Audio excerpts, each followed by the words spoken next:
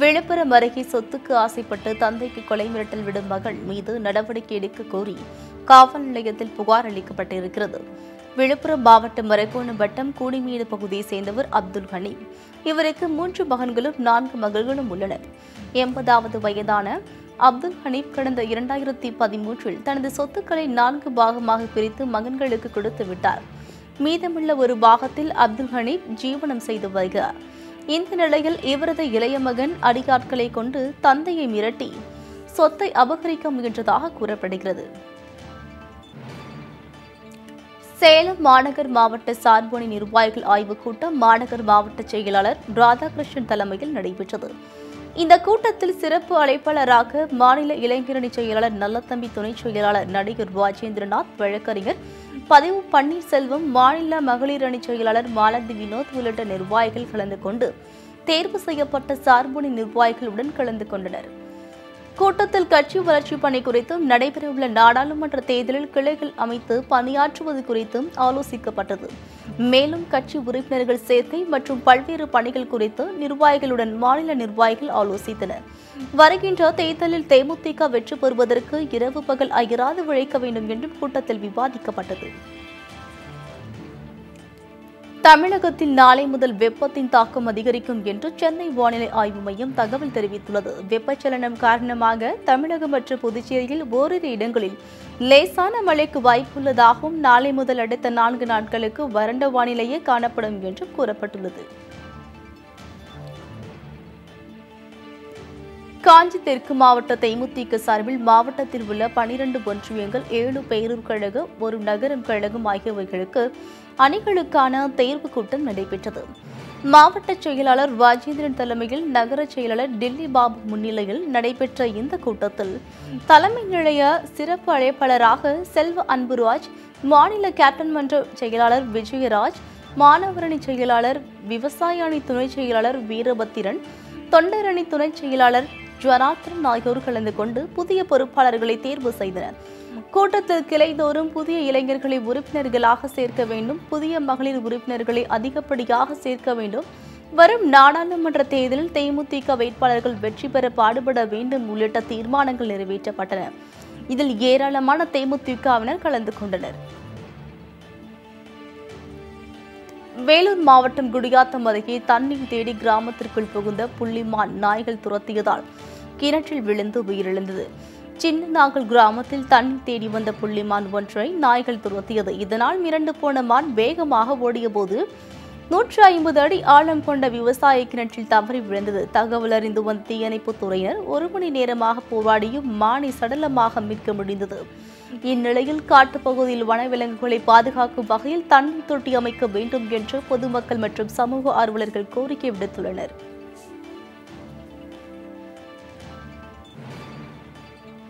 நாகை மாவட்டம் சீர்காழி அருகே கிராம மக்களின் கடும் எதிர்ப்பால் எரிவாயு குழாய் அமைக்கும் பணி நிறுத்தப்பட்டது. வேட்டங்குடி கிராமத்தில் சண்முகம் என்பவருக்கு சொந்தமான நிலத்தில் எரிவாயு குழாய்களை பதிப்பதற்காக கெயில் நிறுவனம் குழாய்களை இறக்கியது. இதனை கண்ட சண்முகம் மற்றும் கிராம மக்கள் குழாய்களை இறக்க கடும் எதிர்ப்பு தெரிவித்தனர். மக்கள் கருத்தை கேட்கும் வரை குழாய்களை பதிக்கிவிட மாட்டோம் என்று கூறி குழாய் பதிக்கும் பணியை தடுத்து நிறுத்தினர். தகவல் அறிந்து வந்த புதுப்பட்டினம் போலீசார் கிராம மக்களிடம் பேச்சுவார்த்தை மூலம் உரிய நடவடிக்கை எடுக்கப்படும் என்று உறுதியளித்ததை தொடர்ந்து அவர்கள் கலைந்து சென்றனர். சென்னை பெசன்ட் நகரில் உள்ள தனியார் பள்ளி வளாகத்தில் அனைத்து இந்திய மாநிலங்களின் சார்பில் ஷஸ்தகலா உத்சவ் என்ற சந்தை கண்காட்சி தொடங்கியுள்ளது. இச்சந்தை கண்காட்சியில் இந்திய மாநிலங்களில் உள்ள பாரம்பரியமான கைவினைப் பொருட்கள், ஓவியங்கள், ராஜஸ்தான் கைத்தறி துணிகள், படுக்கை விரிப்புகள், வீட்டு அலங்கார பொருட்கள், செயற்கை நகைகள் என கண்காட்சியில் வைக்கப்பட்டுள்ளன. இதை காண சென்னையின் பல்வேறு பகுதியில் இருந்து மக்கள் வருகை புரிந்து பார்வையிட்டு வருகின்றனர். தலைக்கவசம் அணிவதன் அவசியம் குறித்து நாகை மாவட்டம் மயிலாடுதுறையில் இருசக்கர வாகன பேரணி நடைபெற்றது. தனியார் அமைப்பு மற்றும் காவல்துறை சார்பில் நடைபெற்ற இந்த விழிப்புணர்வு பேரணியானது ரயிலடி மேம்பாலத்தில் துவங்கி கிட்டப்பா அங்காடி வரை நடைபெற்றது. பேரணியில் பங்கேற்றவர்கள் தலைக்கவசத்தின் அவசியத்தை வலியுறுத்தும் பதாதைகளை ஏந்தியபடி சென்றனர். மேலும் தலைக்கவசம் அணிந்து வாகனம் ஓட்டி வந்தவர்களுக்கு 1 லிட்டர் பெட்ரோல் இலவசமாக வழங்கப்பட்டது. தலைக்கவசம் அணிவதன் அவசியம் குறித்து நடைபெற்ற இந்த பேரணியில் பங்கேற்றவர்களில் சிலரை தலைக்கவசம் அணியாமல் சென்றது வியப்பை ஏற்படுத்தியது. காஞ்சிபுரம் மாவட்டம் மண்டலூரில் தேசிய அளவிலான வலைப்பந்து போட்டி நடைபெற்றது. இந்த போட்டியில் பஞ்சாப், ஒரிசா, கேரளா, ஹரியானா, டெல்லி உள்ளிட்ட பல்வேறு பகுதிகளில் இருந்து சுமார் 40க்கும் மேற்பட்ட அணிகள் பங்கேற்றன. இந்த போட்டியினை பல்கலைக்கழக இயக்குநர் மூர்த்தி துவக்கி வைத்தார். இதில் பல்வேறு மாநில கல்லூரி பயிற்சியாளர்கள், நிர்வாகிகள் மற்றும் 100க்கும் மேற்பட்ட வலைப்பந்து வீரர்கள் கலந்து கொண்டனர்.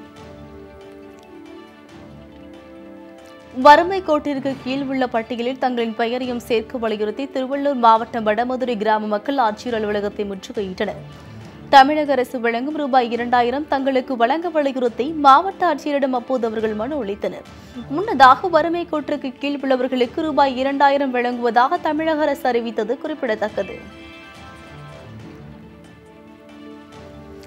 கோவை மேற்கு தொடர்ச்சி மலை அடிவாரத்தில் உணவு தேடி வரும் யானைகளால் அப்பகுதி மக்கள் அச்சமடைந்துள்ளனர். மதுக்கரை உள்ளிட்ட பகுதிகளில் இரவு நேரங்களில் உணவு தேடி வரும் யானைகள் அங்குள்ள வீடுகளில் புகுந்து பொருட்களை சேதப்படுத்துவதாகவும் மேலும் அங்கிருந்து அரிசி மூட்டைகளை எடுத்துச் செல்வதாகவும் அப்பகுதி மக்கள் தெரிவிக்கின்றனர். எனவே வனத்துறை அதிகாரிகள் 2 யானைகளை பிடிக்க உடனடியாக நடவடிக்கை எடுக்க வேண்டும் என்று மக்கள் கோரிக்கை விடுத்துள்ளனர். நீலகிரி மாவட்டம் கூடலூரில் சாலை பாதுகாப்பு விழிப்புணர்வு குறித்து இருசக்கர வாகன பேரணி நடைபெற்றது. கூடலூர் நகராட்சியில் இருந்து துவங்கிய இந்த பேரணியானது நகரின் முக்கிய வீதிகளின் வழியாக சென்று புதிய பேருந்து நிலையத்தில் நிறைவடைந்தது. இதில் கல்லூரி மாணவர்கள் ஊர்வலமாகவும் அதைத் தொடர்ந்து சென்னை மேல வாத்தியங்களுடன் வாகன ஓட்டிகள் ஹெல்மெட் அணிந்து ஊர்வலமாக சென்று பொதுமக்களுக்கு விழிப்புணர்வு ஏற்படுத்தினர்.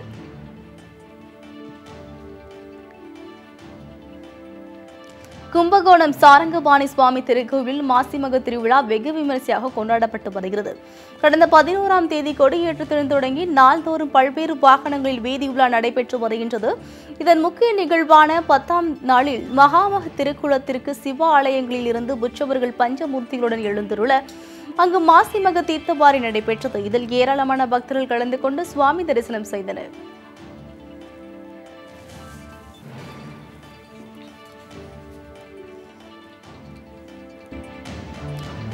தமிழகத்தில் வறுமை கோட்டிற்கு கீழ் உள்ள 1,10,00,000 பேருக்கு அரசு நிவாரணம் வழங்க வேண்டும் என்று தமிழ்நாடு மண்பாண்ட தொழிலாளர் சங்க தலைவர் சேம நாராயணன் வேண்டுகோள் விடுத்துள்ளார்.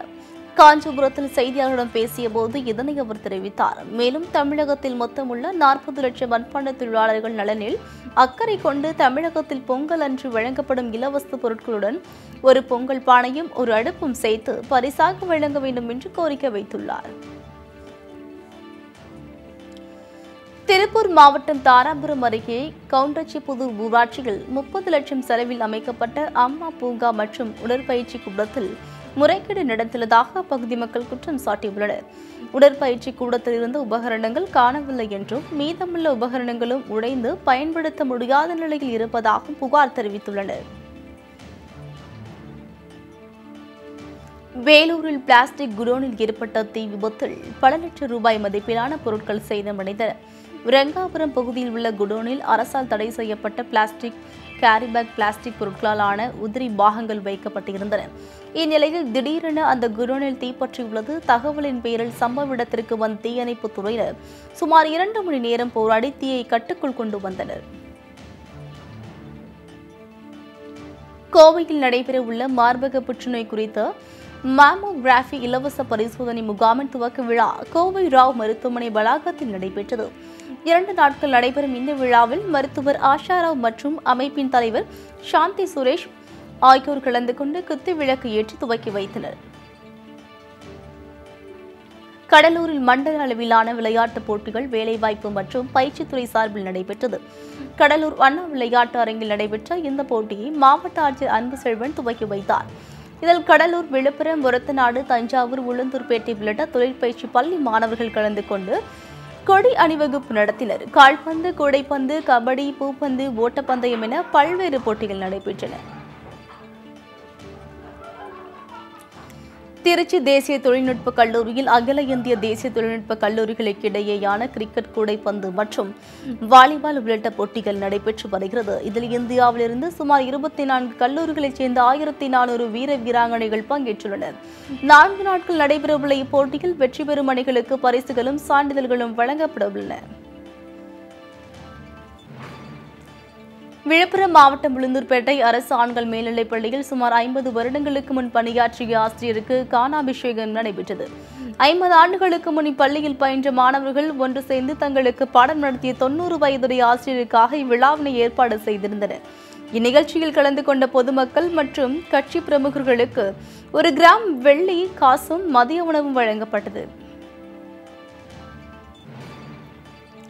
அடுத்த மாதம் நடைபெறவுள்ள +2 பொதுத் தேர்வு எழுத விண்ணப்பித்த தனித் தேர்வர்கள் வரும் 22ஆம் தேதி முதல் www.dge.tn.gov.in என்ற இணையதளத்தின் மூலம் தேர்வுக்கூட நுழைவுச் சீட்டுகளை பதிவிறக்கம் செய்து கொள்ளலாம் என்றும் அரசு தேர்வுகள் இயக்கம் அறிவித்துள்ளது. பழைய பாடத்திட்டத்தின்படி தேர்வு எழுதும் தனித் தேர்வர்கள் தமக்கு ஒதுக்கீடு செய்யப்பட்டுள்ள தேர்வு மையத்தின் முதன்மை கண்காணிப்பாளரை அணுகி அறிந்து கொள்ள வேண்டும் என்றும் கேட்டுக் கொள்ளப்பட்டுள்ளது. சேலம் மாவட்டத்தில் தேமுதிக சார்பில் புறநகர் மாவட்ட சார்பணி நிர்வாகிகள் ஆய்வுக் கூட்டம் நடைபெற்றது. புறநகர் மாவட்ட செயலாளர் AR இளங்கோவன் தலைமையில் நடைபெற்ற இந்த கூட்டத்தில் புதிய சார்பணி நிர்வாகிகள் நியமனம் மற்றும் கட்சி வளர்ச்சி பணிகள் குறித்து ஆலோசிக்கப்பட்டது. இந்த நிகழ்ச்சியில் மாநில இளைஞரணி செயலாளர் நல்லதம்பி, துணை செயலாளர் ராஜேந்திரநாத், வழக்கறிஞர் பன்னீர்செல்வம், மாநில மகளிரணி செயலாளர் மாலதி வினோத் உள்ளிட்ட ஏராளமான நிர்வாகிகள் கலந்து கொண்டனர். கூட்டத்தில் கட்சி வளர்ச்சி பணி குறித்தும் நடைபெறவுள்ள நாடாளுமன்ற தேர்தல் கிளைகள் அமைப்பது பணியாற்றுவது குறித்தும் ஆலோசிக்கப்பட்டது. மேலும் கட்சி உறுப்பினர்கள் சேர்க்கை மற்றும் பல்வேறு பணிகள் குறித்து நிர்வாகிகளுடன் மாநில நிர்வாகிகள் ஆலோசித்தனர். வேலூர் மாவட்டம் மரக்கோணத்தில் மாணவர்களுக்கு சட்டம் குறித்த விழிப்புணர்வு ஆலோசனைகள் வழங்கப்பட்டது. பள்ளியின் தலைமை ஆசிரியர் ரவிக்குமார் தலைமையில் நடைபெற்ற இந்த ஆலோசனைக் கூட்டத்தில் சிறப்பு அழைப்பாளர்களாக DSP துரைபாண்டியும், சார்பு நீதிமன்ற நீதிபதி ஆகியோர் கலந்து கொண்டனர். இதில் மாணவர்களுக்கு அடிப்படை சட்டம் குறித்து பல்வேறு ஆலோசனைகள் வழங்கப்பட்டது. நடிகர் தாடி பாலாஜி தன்னை மிரட்டுவதாக அவரது மனைவி நித்யா சென்னை மாதவரம் காவல் நிலையத்தில் மீண்டும் புகார் அளித்துள்ளார். மகளிர் தேசிய கட்சியில் இருப்பதால் தன்னையும் தன் கட்சியினையும் பாலாஜி அவமதிப்பதாக புகார் அளித்துள்ளார். ஏற்கனவே தன்னை கொடுமை செய்வதாக அண்ணாநகர் காவல் நிலையத்தில் பாலாஜி மீது புகார் அளித்திருந்த நிலையில் தனியார் நிகழ்ச்சியின் மூலமாக இருவரும் இணைந்தது குறிப்பிடத்தக்கது.